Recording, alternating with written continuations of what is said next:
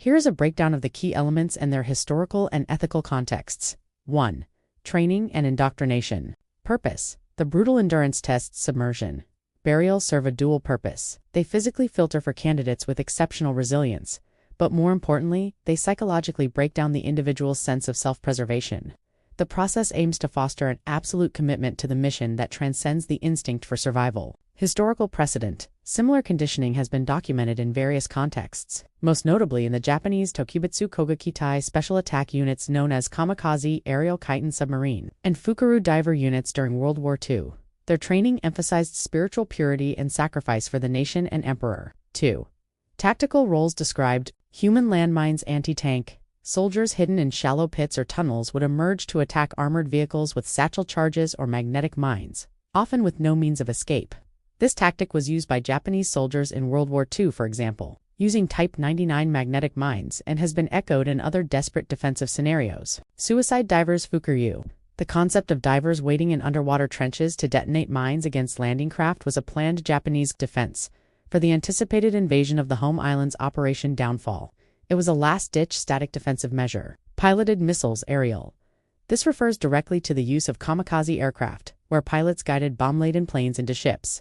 Later developments like the Japanese Oka rocket-powered glide bomb were essentially piloted precision-guided missiles. 3. Strategic rationale and desperation.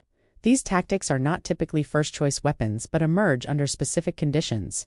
Asymmetry. When a force faces overwhelming technological or material disadvantage, for example, inferior air power, scarce advanced weapons. Psychological warfare, to instill terror and uncertainty in the enemy, potentially affecting morale more than a conventional attack. Compensating for lack of precision before modern guidance systems.